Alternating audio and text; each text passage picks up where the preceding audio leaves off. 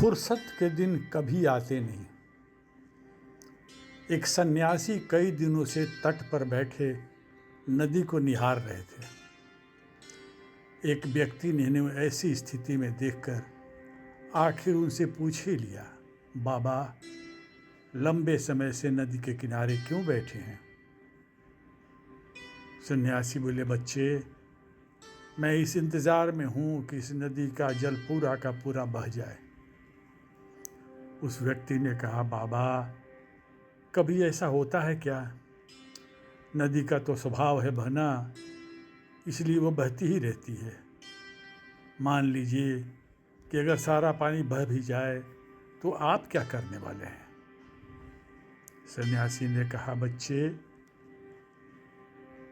मुझे नदी के उस पार जाना है।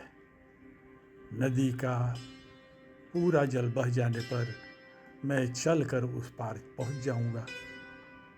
ऐसी अटपटी बात उस व्यक्ति को बर्दाश्त नहीं हुआ और तनिक गुस्से में कहने लगा, आपको देखकर मुझे लगा था कि आप गुणवान व्यक्ति होंगे, पर आप तो बिल्कुल नासमझ निकले।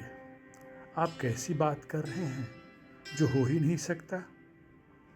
सन्यासी को हंसी आ गई।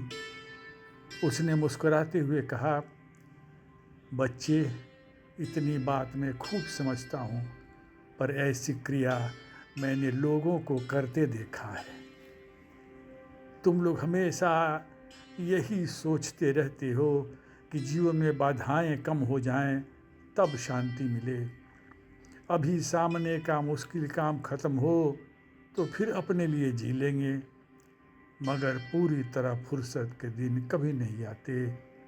इसलिए मनुष्य को अपने व्यस्त दिनों में भी फुर्सत के दिन निकालने की कला जाननी होगी।